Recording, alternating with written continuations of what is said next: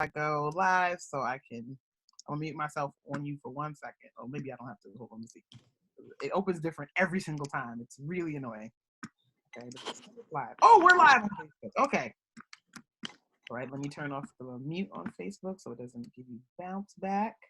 All right, everybody, welcome back. Welcome. Oh, Ajuah, did you put on a lip? A lip, so I just won't be so washed out for y'all. No, I put on a special earring for you. At least a lip. Yes, you ladies deserve a lip. I deserve a lip. Look, drop it in the chat if y'all are excited about this lip, because I'm like, is there a lip earring too? I put on a t-shirt today that is fitted. That's all I got. That's it. And I changed my glasses for y'all for today. Yes, Rochelle said, that's it. Oh my goodness. So I am so pleased, y'all, for our 8 o'clock session to have Ajuah Helton, who is my best friend. She is family. Y'all would not know this. Like Rochelle, which is very funny. All these stories about our origin stories, all of us together are so funny, Ajuah, right? It was a cold, dark night. No, Ajuah and I met working together at a social venture organization called Build when I had run away to escape a marriage.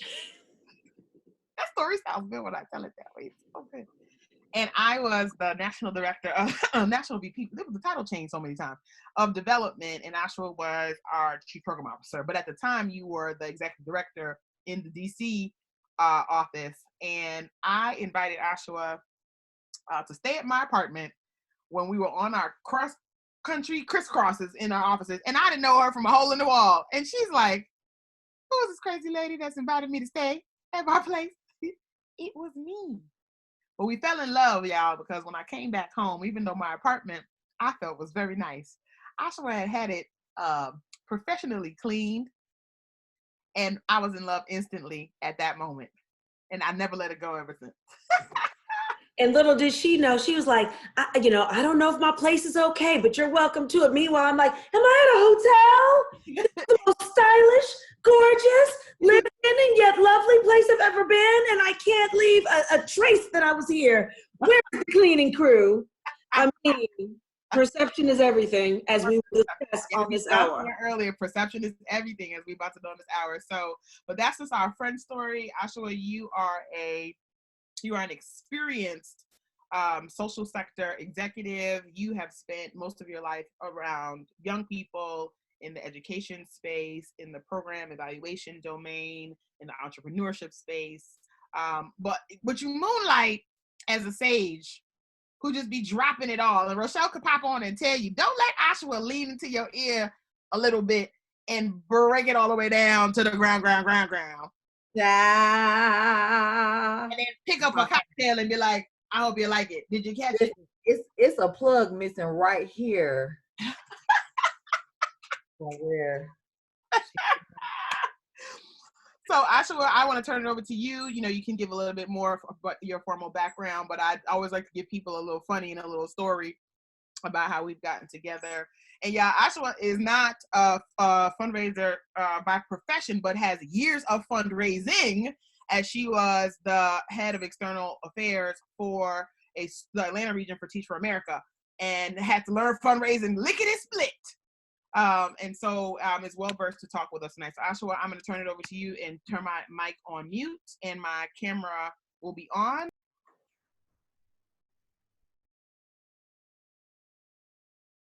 Look how she's muted, but she's still talking. You're muted now. It's over. I was like, I'm running the comments. Bye. Good evening, ladies. My name is Ajuah, pronounced like Joshua without the J. If you had a Black mom like mine I was born in 1974, of the 60s and 70s, who wanted me to have an African name, but also one that was not phonetic. So if you see it, you can't say it. And if you read it, you can't say it aloud. So Ajuah like Joshua. I'm so glad to be with you all. Kashana is a dear friend of mine for over 10 years. I was only able to take the job on the other side of the table from program to run external affairs because of what I got to watch of Kashana doing her thing when she was in the same organization I was, and as a mentor to me as I took on fundraising, external affairs, marketing, communications, and all those things. But my first love is in psychology. I graduated in psychology. I did my doctoral work in leading and leadership and educational leadership, and a lot of what I studied in my all but dissertation life is around just psychology of people and how we relate to learning and living. And so that is kind of what I wanted to share with you. I am no clinical expert. There might be folks with more or better expertise even on this call. So I just want to share with you kind of the insights that I have had in my own life as I have traversed these different concepts and constructs. And I want us to just sort of contemplate for ourselves and have a conversation first with ourselves, and then whatever you would share with this safe and brave space around a couple of key sort of thoughts. So I'm a little bit of a nerd. I'm a high school English teacher by trade. So I'm like, a PowerPoint? Wonderful.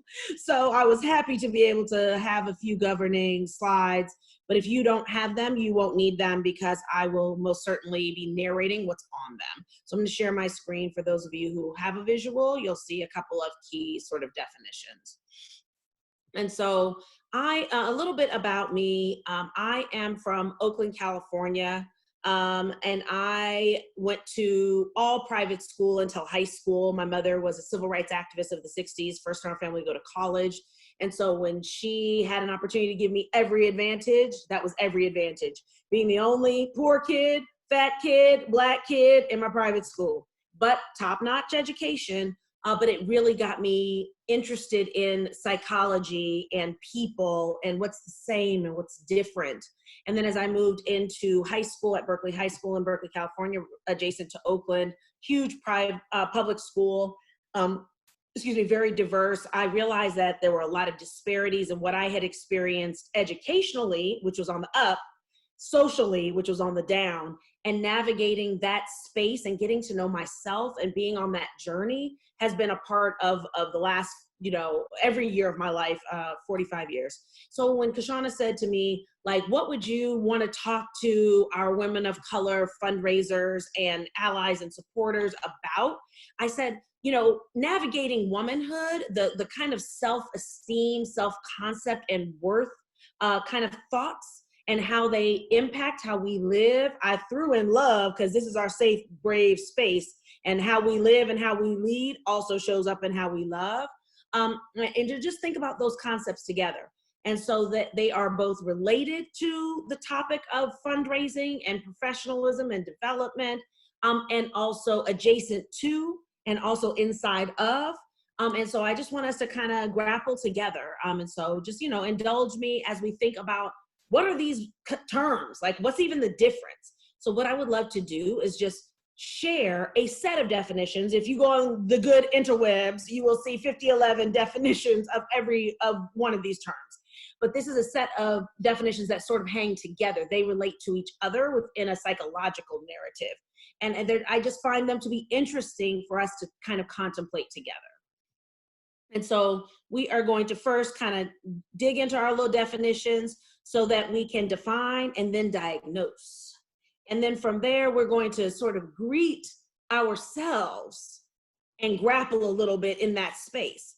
And then that's the what, and then we move into the so what, now what, of decide and deploy. So that's just kind of how we'll spend our time together.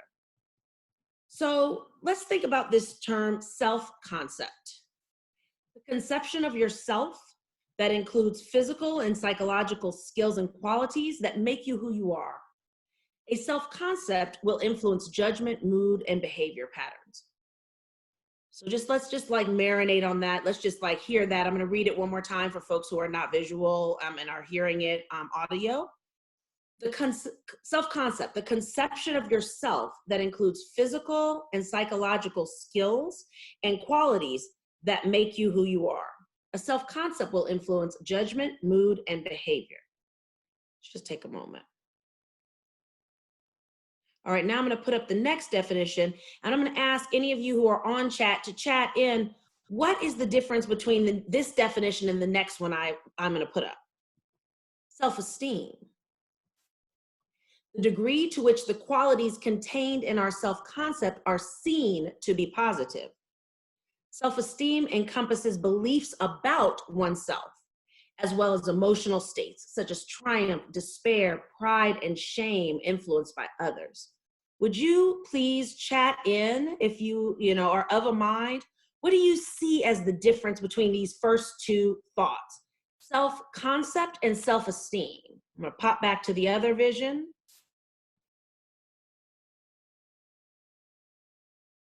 Conception of yourself that includes physical and psychological skills and qualities that make you who you are. And then self-esteem, the degree to which the qualities contained in our self-concept are seen to be positive. What do we see? What do we see there? What do we hear?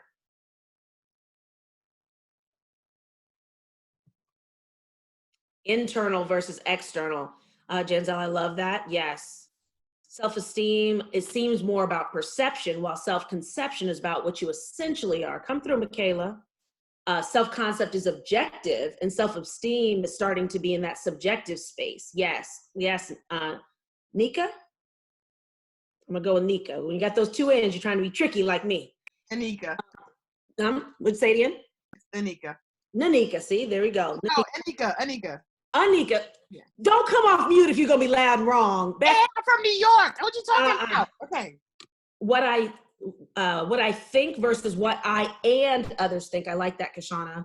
And self-esteem as a component of self-concept. Yes, the perception is the difference. Yes, yes.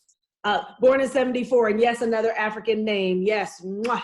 Our parents were all the things. All right, so now I'm gonna give you a third term, and I want you to relate to three. What is the narrative of these three terms, okay? What is the narrative? So we've got the self-concept, we've got the self-esteem, and now we're moving to worth. The level at which something or someone deserves to be valued or rated. Conditions of worth are the conditions we think we must meet in order for other people to accept us as worthy of their love or positive regard. Conditions of worth are the conditions we think we must meet in order for other people to accept us as worthy of their love and positive regard. Worth, the level at which something or someone deserves to be valued or rated. So, chat to me. Jacqueline said, worth, what we think other people think. What is it? What other reflections do you have on these three concepts? Self-concept, the conception of yourself. Self-esteem, the degree to which the qualities in self-concept are positive. Worth, the level at which someone or something deserves to be valued or rated. Yes, Nicole said the external driver, what value we put on ourselves because of what other people think. Come through. You have to earn worthiness, right? It is a concept outside of ourselves. So I love those thoughts. Thank you for participating, ladies. This has been a really powerful driving set of insights in my life. As I thought of my life and growing up, and I started out as a very confident kid, right? My mom was all about her only daughter. She was, 26 when she had me, a very deliberate choice, did not keep my father, but was all about me. And I always felt valued, only kid in my family. And really, I think, if I think of these terms, I had a really high self-concept. I was always viewed as a bright kid, a smart kid, a precocious kid. Then as I got into private school, sterling education, I would not trade it. All things considered, I would not trade it. But I started to experience, I was the first scholarship kid at my school. And so to be the poor kid in Oakland, the first poor kid in this rich school in the hills, and to be the only Black kid in my class. There was one rich Black boy, Donald, in the other class, but he had nothing to do with me. He did not relate. I was not more related to him than his peers along class lines. And then to be the only plus size kid, fat kid, big kid, I started to really, really think about the things that I thought were valuable and whether they were experienced as valuable. How did I think of my triumphs and through the lens of other people's conception of what triumph would look like? I remember the one black boy, Donald. I got to be in a group with him when the whole 5th grade class was together. This felt like a very seminal moment. And I was so excited. And we had to pick like something, standard of beauties. And this is my first time really being exposed in that prepubescent moment to a black boy. And he held up Christy Brinkley. Now consider, I'm dating myself, that the year was 1985. So those of you who are like, Christy Brinkley, Google her, beautiful, white beach woman. And it was so devastating. It was so devastating to what I hoped that Donald would say and who I hoped Donald would hold up. And I was like, I'm standing right here. And I thought by virtue of us both being black, that would be something. And it was not the thing that I thought it might be. And so I started to just grapple over the course of my growth in years and thinking about how my self-concept started to be shaped by my experience and the pinball bouncing off of others. And that came to shape my self-esteem. And then that in turn started to make me wonder, like, have I met the conditions of worth? Have I met the conditions of worth? Am I worthy, right?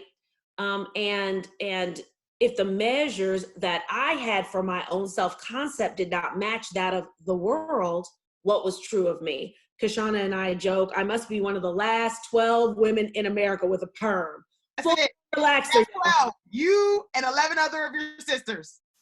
Full on touch-up relaxer in these streets. I've had it since I was 7, and I have not been able to metabolize. Come on, Jacqueline, give me some love. Have not been able to metabolize the change. Partly because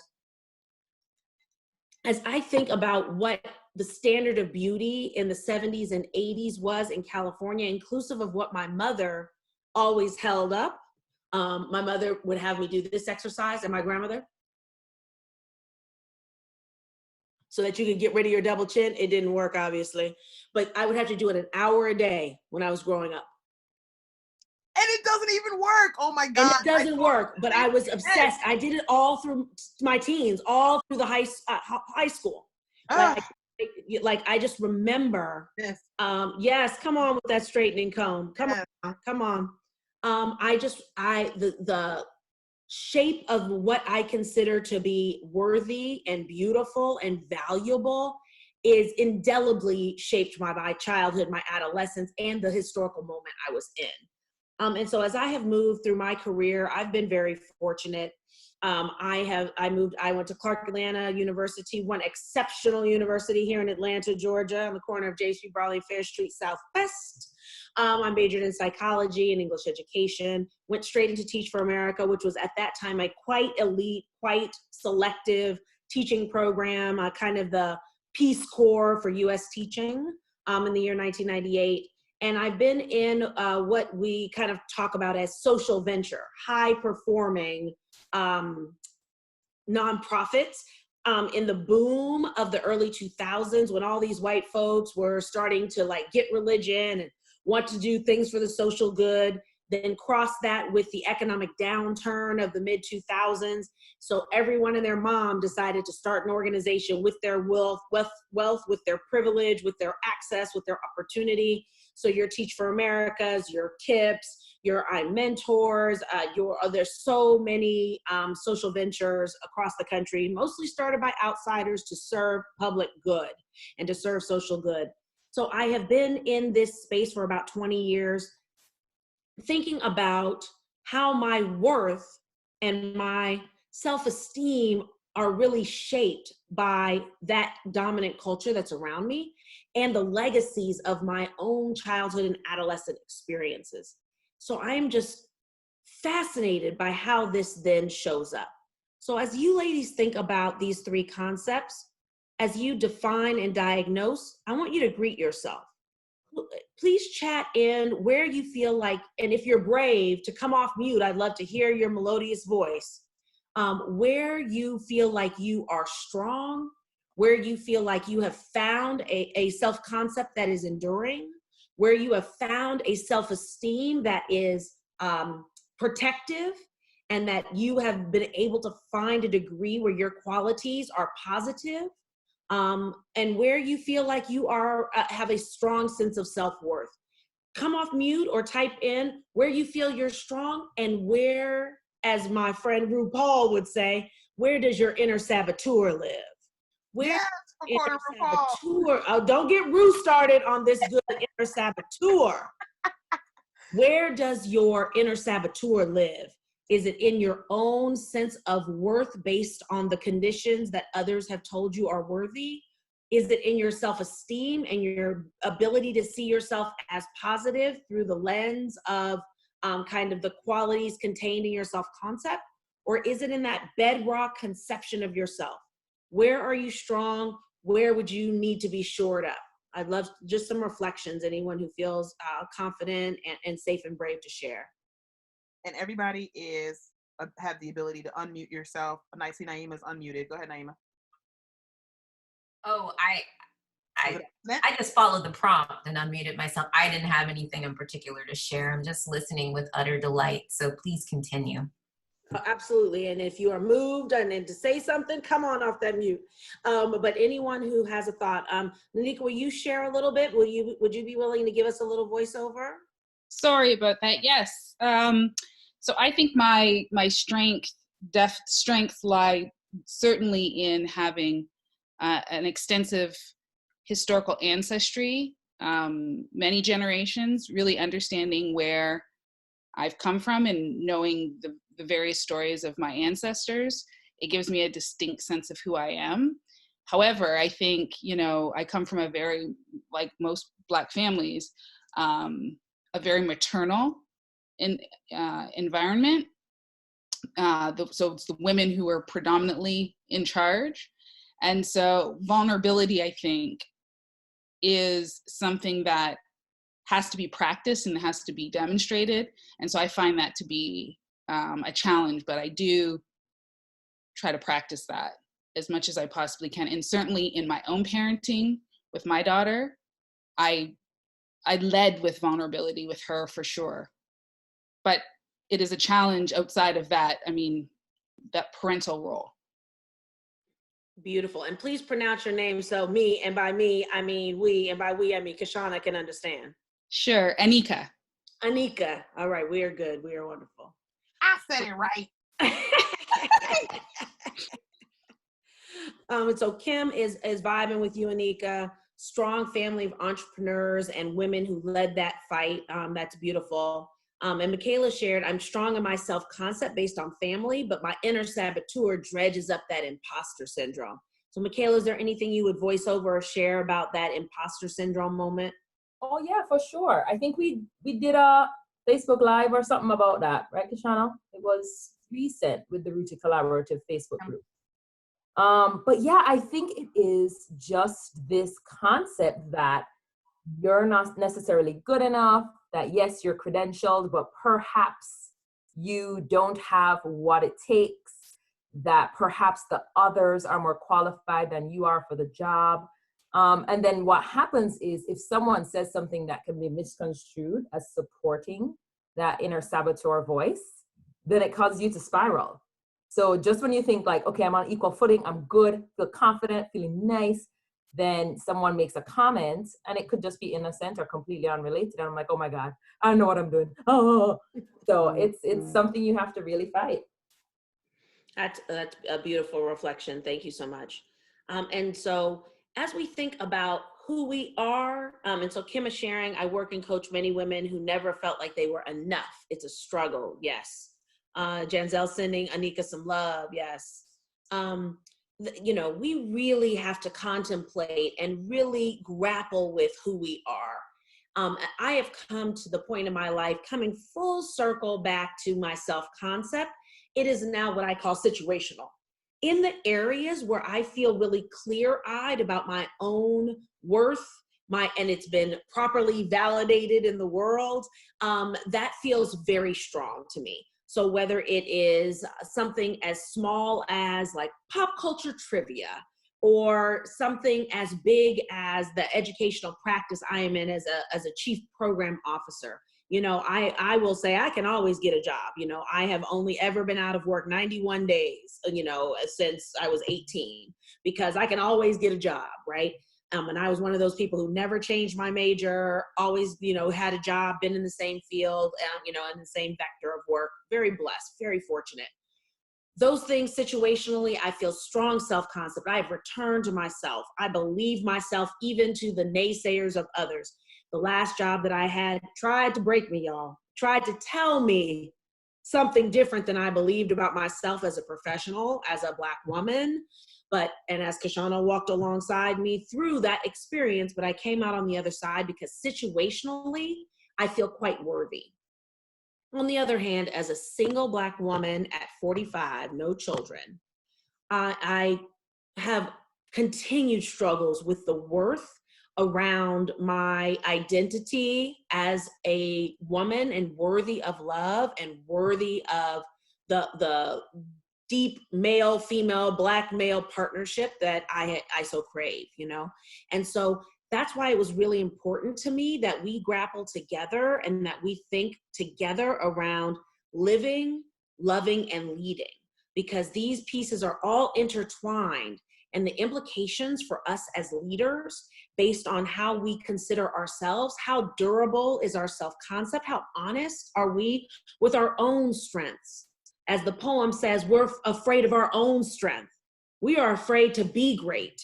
And so trying to think about how we can like just embrace our strength in a way that is, this is a funny word, the inner 12-year-old boy cackles, but I love it, prophylactic to the influences around us. How can we get that self-concept to where it needs to be? And then where our self-esteem is reflective of others, how do we surround ourselves with folks who will build that self-esteem and who will not denigrate that self-esteem unintentionally, implicitly, subconsciously, accidentally, but how do we kind of get to that place where we have the kind of self-esteem that is a little bit more durable? And then finally, how do we eschew the world's definition of worth if it doesn't match the first two? When it does not match the first two, how do we eschew it? And how do we let worth turn into self-worth as opposed to objective worth, which is measured by the other, right? As a couple of you noted in the chat. And so I think about the professional experiences that have made me feel unworthy, that have made me feel like I do not understand my own gifts. The things that I thought were dope must not be dope because if they were something. And that made me question who I am, how I'm showing up, whether what I offer is in fact worthy, or if in point of fact, it is unworthy. It is not meritorious of what I thought of as excellence. And so I'd love to just know if folks have a moment that they had their worth questioned and either they moved through it because that was an objective assessment that they, you know, eschewed, or whether there was a real kind of existential question around the worth of what you're contributing as a team member, as a fundraiser, as a woman of color in a space, as a leader in a space, as a manager. Does anyone have a time when they had to kind of grapple, and how did you kind of come through? How did you come out on the other side? Ajuah, while people are thinking about that time, Adetola put 2 good comments in the chat. Awesome, let me take a look. Yes, so Adetola is saying, I think I have strength in my self-esteem as it relates to my own understanding, my own intellect, told I was smart from an early age, and you can hold on to that. That's beautiful. But then on the other hand, now struggling with, as a Nigerian woman, gender expectations as a woman to bear children, get married, young, and trying to prioritize career. That is such a profound sort of revelation, Adetola, of how the stuff that is late breaking about your identity doesn't as much agree with the things that you grew up with as your identity. So really appreciate that, reflection. Naima, share a little bit about how you like to be challenged, but when you're on top of your game, you reject when others diminish. When you feel like, you know, kind of like empowered. Tell us a little bit about that one. Well, so I'm just always looking for somebody to give me something to latch onto that can help me grow. And I think that makes me pretty unique as an employee of any organization. Also makes me a really dialed in, you know, super engaged manager, because whereas some managers may eschew, to use that word as another English nerd, challenge, I live for it, you know, especially when the challenge is being positioned as a means to get you to think and not as a means to deliberately sort of undermine or be unhelpful. So I think for me, the challenge is always, I know I'm mostly on my game. I very seldom, unless I've done something like beyond the pale that isn't helpful, it's seldom that I would sort of second guess what I'm contributing. I think for me, I always struggle internally with what to do with someone who's trying to talk you off of your square, someone who's trying to sort of diminish your shine. And when the motives are they may not be explicit, but they're implicit, I need to know what to do in that space. And most often my instinct tells me just ignore it and smile and realize it's not you. Am I making sense? Absolutely. And I think that there's such an interesting, thank you for sharing, and there's such an interesting sort of reflection around the perception of someone, even in subconsciously or implicitly trying to move you off your square. And Kim is sharing that you've had white males claim to have made you, like you should feel lucky to be in your position, and you snap back quickly and slam the door. You don't agree with those micro or macro aggressions. That to me says strong self-concept, right? That those attacks did not fake you on the inside, and you moved into like, so what, now what mode, which is kind of what we were just hearing from Naima, like, so what, now what? Okay, you're attacking me, so what, now what? How do I retaliate, or how do I respond, or how do I avoid, or how do I maneuver? And so that is a powerful gift. And I think that those of us who have struggled with worth may not feel as equipped or as ready to move into that responsive space, right? And instead feel rocked on our heels, you know, instead feel like, shoot, maybe they are right. Maybe, and you know, someone else mentioned imposter syndrome. I'm gonna scroll back up, and who shouted out that imposter syndrome concept that so many, and I work in high school success and post-secondary success. And let me tell you, Michaela shared that. Let me tell you how our college students struggle so much with that imposter syndrome. And so I love what you shared, Naima, and really trying to think about, how do I maneuver? What do I do in response? And so who has ideas? Who has ideas when somebody's trying to kind of block you on your square?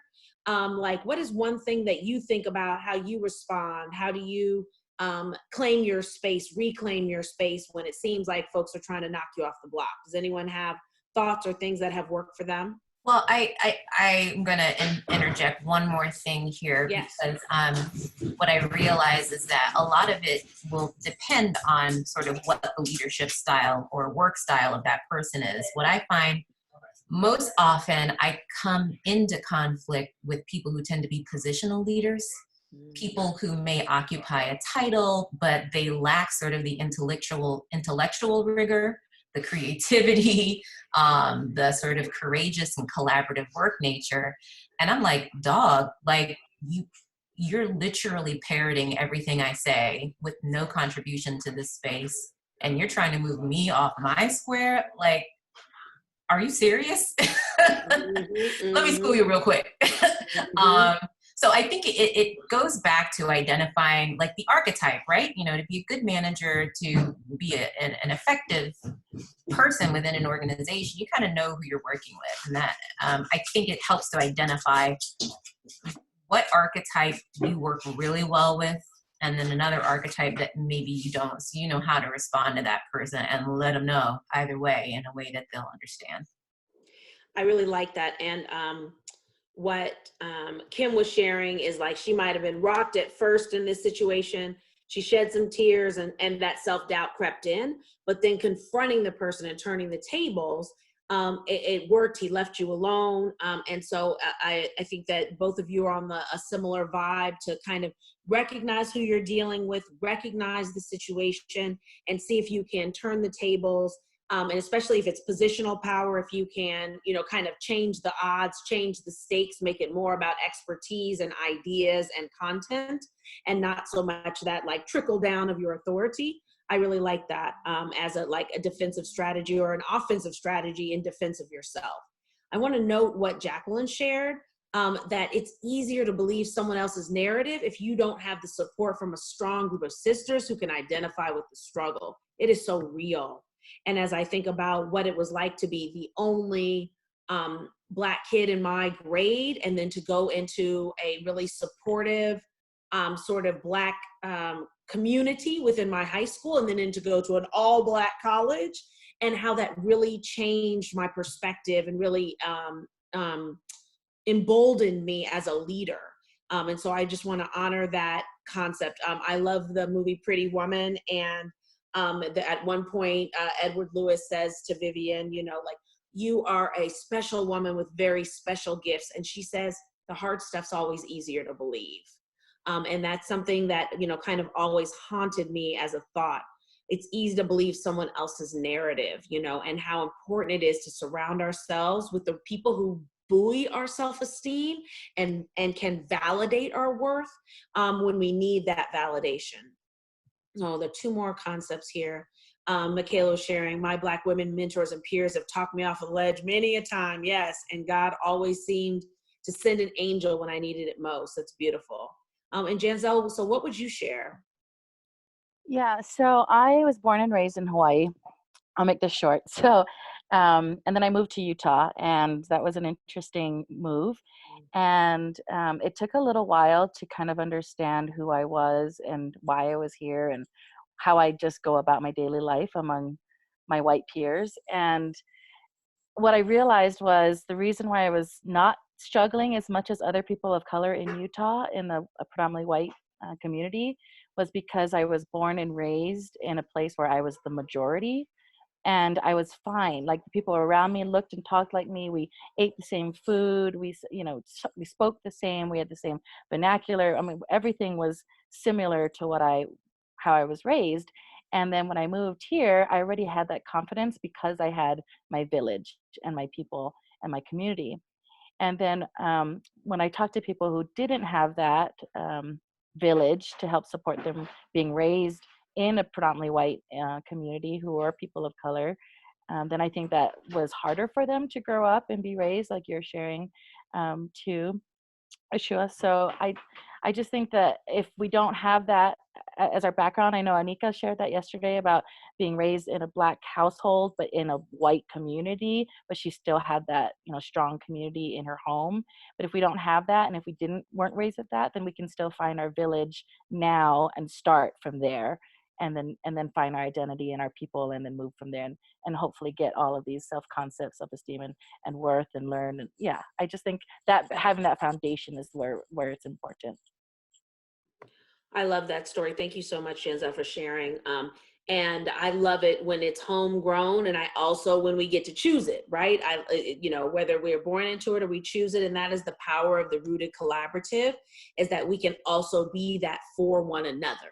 You know, we can also shore each other up and tell each other, you know, truths in love so that we grow as leaders. And so I really want us to continue to think of this concept of worth, and especially as we move into fundraising, and what worth do others perceive that we are bringing? Are we bringing the face of the movement? Are we bringing someone who represents the kids, which is a very popular trope in nonprofit education, is that you would have someone who represents the kids, comes from the kids' story as a particular archetype or representative symbol, if you will, but not someone who is necessarily viewed as on the merits, like doing the work? Or is our worth validated in the space that we're in, which is a privileged place to be? And how do we leverage that? And how do we leverage what folks are thinking about us in fundraising? And I, as a program person, have been in many fundraising spaces representing the program pitch. And I also have, run fundraising as a department here in Atlanta with Teach for America. Not the same level of professional that undoubtedly you all are bringing. But as we just think about that place and what is worthy and where value is placed, and how do we leverage that? How do we make that an asset? A lot of folks, I'm no big Oprah devotee, but one thing that I really respect about Oprah is that they said pretty early on that she was quote unquote country, right? She comes from the South. Her name was originally Oprah, and then it was like Oprah, and like she has a whole origin story of her own. But one thing early on she decided was to lean in. I'm going to lean into that. I'm going to be folksy. Y'all think I'm country? I'm going to turn that into folksy. I'm going to turn that into relatable. And I am going to flatten what the experience is of me. Even though I am educated and even though I could probably logic circles around you, I'm going to flatten the experience. And I feel like that is like a valuable way that Oprah gauged, read the room, saw, what the notions were, and use them to her effect. Does anyone have a story of where they, in their professional life, either in fundraising or in managing your team or in an organization, were you able to read the what you were esteemed as, what worth was perceived that you were bringing, and to use that to your advantage?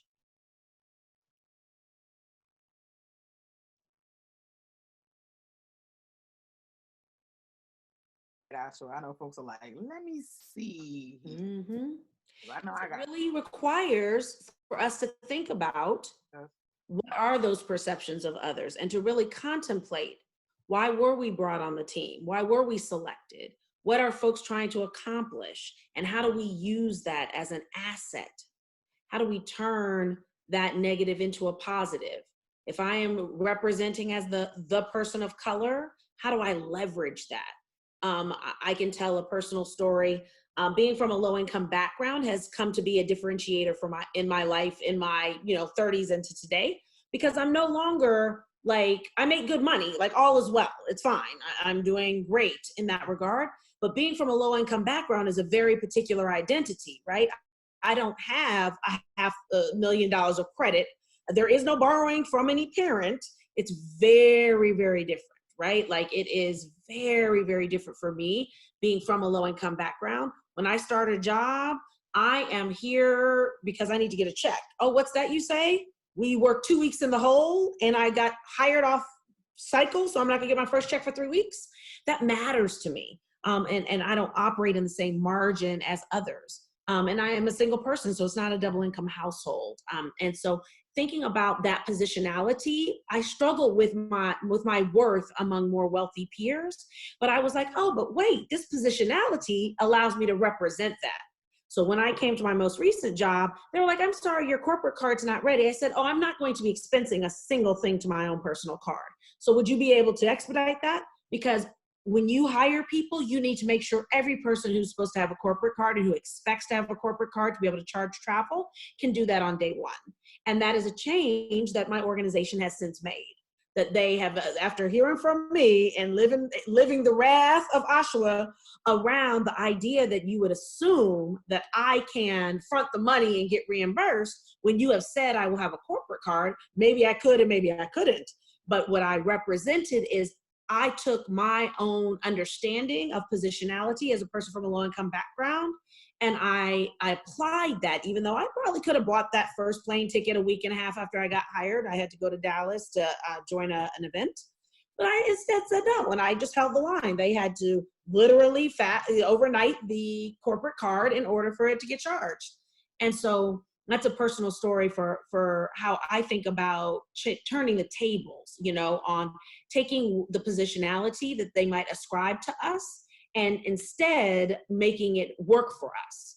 And so, Naima, you were saying it's so different now. My people have been unceremoniously forced out of their neighborhood. Oh, you're talking about DC. Gentrification has had criminal impacts on Black people in DC. I lived in DC from 2007 to 2011, and it is a very different place. And let me tell you this, as a person who is in Atlanta, I dread the moment where we have that same DC tipping point. The white mayor, Mary Norwood, almost won the city and to be the first white mayor in 50 years. She didn't win this time, but we'll see. Michaela, tell me a little bit about this equity piece and how you pushed your company. Yeah, sure. So I'm a huge advocate of transparency being one of the flagships of equity. And so there is a practice within our sector of, at least within like mid-sized small nonprofits, of not telling folks what salary ranges are on the table for a given position. And so I had the opportunity to draft a job position for my team. And I said, I really want to post a salary range. Like, what's the budget? What's the story? And we put it out there, and it really ended up having all these repercussions. Certain people in the company said, well, if I knew that that was a salary range there, I feel like I would advocate for myself more. And I'm like, okay, maybe you should. But inequity affecting you should not stop us from starting to be equitable going forward. And I just think it's a discussion that we need to have. And I think I was okay with taking some flack for it because I think it's important.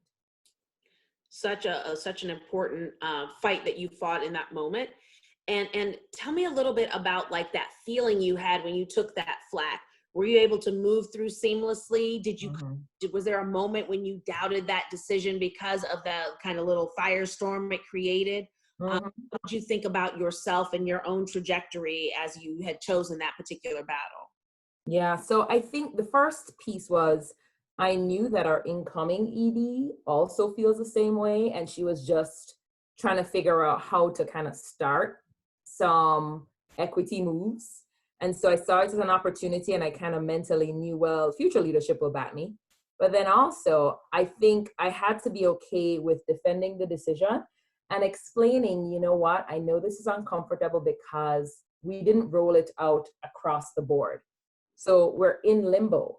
And I had to acknowledge the discomfort and be okay with sitting with it. And so it was tough, especially when I had to speak to, you know, an older woman on the team who felt like we shouldn't have done that. And she's like, I didn't see this before it went public. Let's take it down. And I'm like, sorry, too late.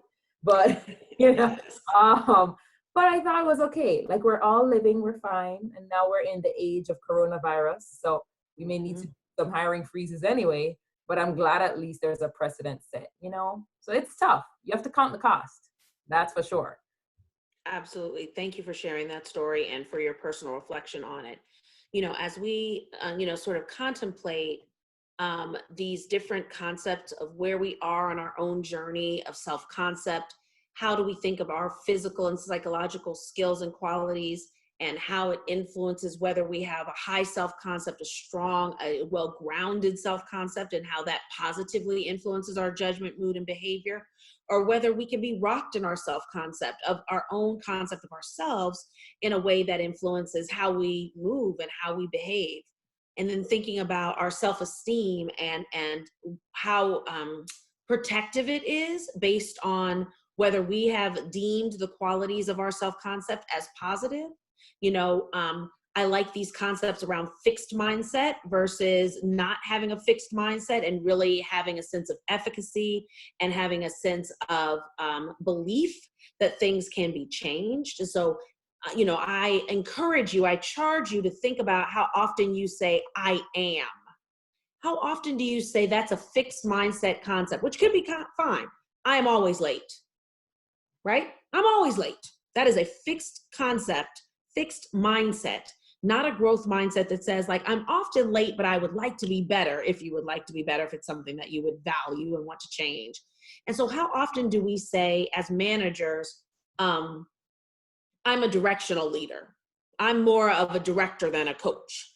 All the I am statements and really thinking about the degree to which the qualities contained in those I am statements are seen as positive.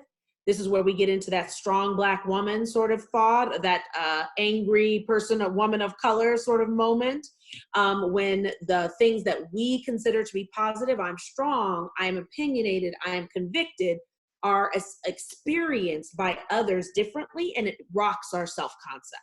So thinking about where we have the fixed mindset, and is that something we would want to defend? And if so, how do we defend it so that we have a very durable sense of self-esteem?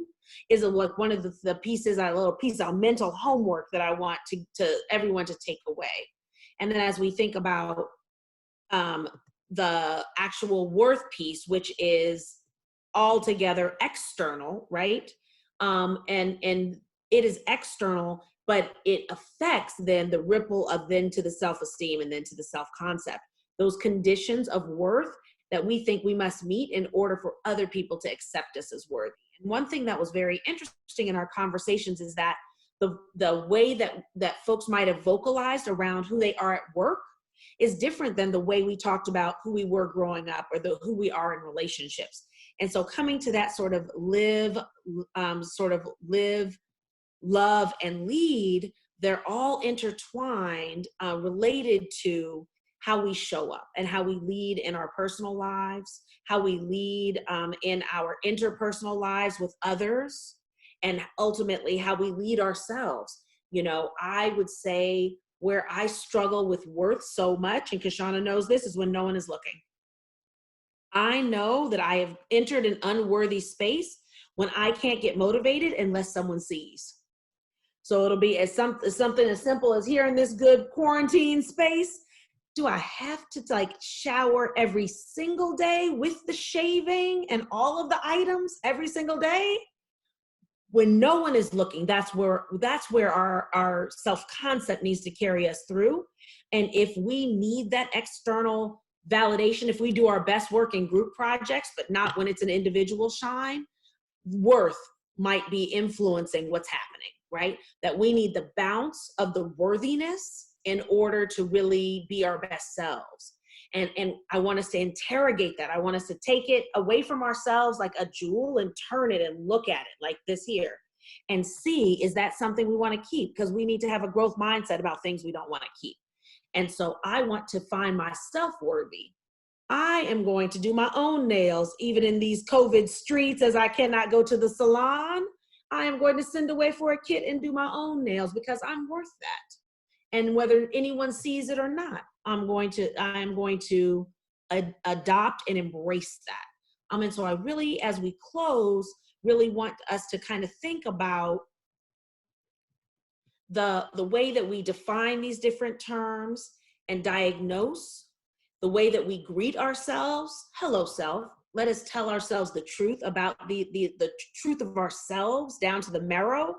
And how do we grapple with it and then decide what of our self-concept do we want to shore up for ourselves? What does our self-esteem need to be surrounded by to have the power of a collective, to have the power of the right reflections, to really validate what we know in our own self-concept, right? And to not erode our self-concept and weaken our self-esteem by who we're surrounded by and how we experience them and what weight we give them, because we are giving that voice more worth than our own inner voice or the voice of those who would validate us around us. And don't let the folks just tell you anything that, you know, like your mom just say, oh, they're just jealous. All the girls were not jealous. Some of them actually felt like your outfit was ugly, and maybe it was. So everybody wasn't jealous. That's okay. But thinking about where the worth attacks come in and how do we mitigate.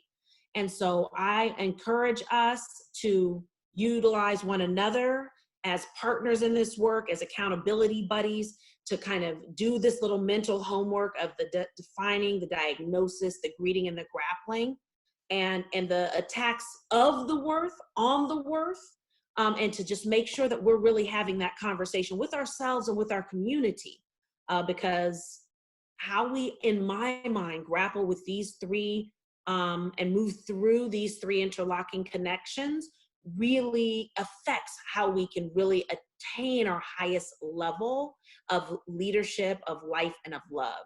So I love the way that you have walked with me on this kind of conceptual journey and shared your personal stories.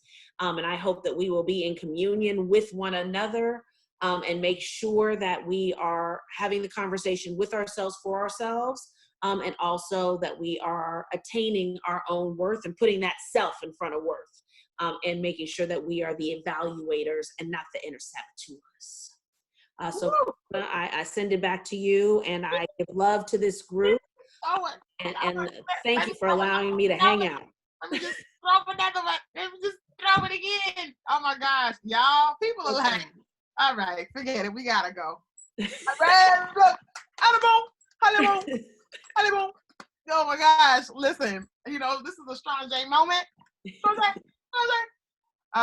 You just broke it down. Look, Michaela said, listen, my church may be canceled, but this was so many sermons tonight, starting at 6 o'clock. Oh my goodness, it was so good. Ajuah, like, we could have jumped down so much more. Rochelle said 11 sermons. Rochelle, I know you got a word.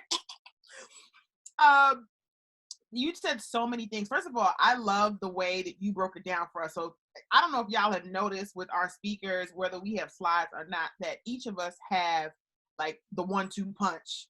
And your 1-2 punch tonight, Kim had the 5 steps at the top. Sonia talked about the 4 pillars, basically, of the political nature exercise. And you came in and you gave us literally a prescription to when we talk about being present. A lot of times we don't know what being present looks like for us if you've just been doing. And so you breaking it down to defining and diagnose as a first step, and then greeting and grappling with it, which allows us to be able to say hello to it and then fuss with it and not have the solution yet. And then deciding and then moving on it. Oftentimes we go from defining and diagnosis to deploying, and decision making happen along the way. We don't even bother with the greeting. We run it by you. So the fact that you were able to give us that to so crystallize was so good. And we didn't even really dig into the love part, because one of the things that you said that was so clear is a lot of us were able to identify, and I've heard it in different comments we've made over the last couple of nights and then over other sessions we've had, how we show up in our workspace. We feel real confident about that piece. Like, we're confident about our work. Even if we're not fussing about our workplace, we're confident about our work. When you swing it on over to the love spot or the life spot or the family spot, then it gets real 6 years old real quick. It gets real 6th grade. It gets real, we need to go have a drink and a therapist visit. Like, it just gets different. And so I think what that means is that many of us, and tell me how you think about this, Ajuah, are having what you just described, which is sort of like an out-of-body experience, but it's not voluntary. It's like involuntary. So it's voluntary the way you describe for us to do it, to actually put ourselves in the glass and step away and look. But I think many of us are having an involuntary viewing party. Absolutely. I could not agree more. And there's a whole other conversation and session on who we show up as work, and who we show up with as family and as parents and as lovers and as partners. It's very, very interesting. And a lot of times they are not resolved. Jacqueline sharing issues that were never explored rear their heads when we leave that workplace, but that affect how we see our worth in the workplace come through. That's a whole other part 2 that we could spend time in the dissonance, in the space of the dissonance. Absolutely. And I think it's so critical, y'all. Part of the reason why we started with talking about ourselves, because we could have just jumped into fundraising. We could have jumped into talking about data and programming and asking donors. And we're going to get to that, y'all, because after all, most of us in here are raising money in some part of our lives. However, as Rochelle says, in order to be able to step powerfully into the space where we are taught to feel most comfortable and confident, we rock in our education, we rock in running businesses, we rock in running things, to your point about that power, strength, posture. I feel like it's super important for us to understand how we show up in ourselves and to be fortified there too. And there are not enough spaces that do more than scratch the surface. And I want us to do more than just scratch the tippity top, feel good, and go home. And so I appreciate you for ending us tonight with like just a really powerful way to action this thinking, this sitting, and then this moving, because I think that is so critical for the work that each and every one of us are doing. And I know people are going to be jelly who are not in the group because they're like, we didn't get it. But yes, to your earlier point, who said it that they need to go back and read it again, listen to it again? Oh, Kiana, she said, I got to review. So I so appreciate that.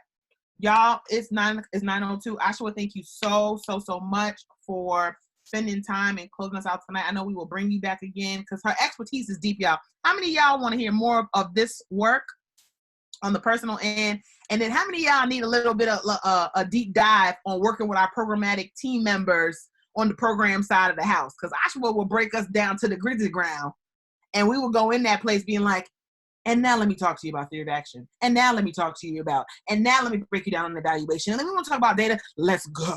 Like, so that you are equipped. Yeah, they're saying yes and yes. Okay, folks are like, come back, let's do it. So we will definitely have you back for that. And just for your general knowledge, she hangs around all the time because I make her, y'all. So thank you, my friend, so much for this absolute pleasure. Night. What a dynamic group of women. Absolutely. And we are blessed to have you among the crew. Ajuah, Rochelle, are you staying on this Zoom for the hot seat or jumping to a new Zoom? We are on this Zoom for the hot seat. I believe we have a young lady by the name of Gloria who says that she's completely lost and does not know where to start at all for her personal brand. So we are going to confront what it looks like when you have the desire to cultivate an attractive and magnetic personal brand, but you just don't know how to start. Welcome to the hot seat, Welcome to the hot seat, the branding hot seat. The branding hot seat. Yes, it starts now. There you go. That's all I got. I'm still sick, y'all. At least I was on key. I wasn't too sharp. Awesome. So if you're sticking around for the branding hot seat, Rochelle is, listen, y'all, first of all, lean in, y'all. Lean in. Some of y'all are listening, but some of y'all are watching, but you can't see. Rochelle, outside of the collaborative, charges a good coin for what she's about to get in this hot seat. A good coin. And when she works with organization, I won't even talk to y'all about the number of NDAs that she has had to sign. She charges a good coin times several. And so if you come to her to work with you with your organization, make sure y'all have the money. Okay? If y'all a small organization, she'll work with you. Okay. If you come in for your personal stuff, you need to, we're not getting our nails done and our eyebrows done, no way. So now people have money, okay? They're not gonna say they have it. We're not getting nothing done. It's all looking a mess. So at least our branding can be right. And tonight I have 2 worksheets that I'm going to upload in the file section that I'm going to use with our hot seat participant today. So these files will be available to you to use, and you can go back and watch this video and get your whole life. But I know a lot of people are like, what? You're muted. I have to stop pressing recording for 1 second, and then we're going to start again. My bad. Okay. I'm not going to stop the live stream, but I'm going to stop the... I'm going to try to make sure that Gloria makes her way here.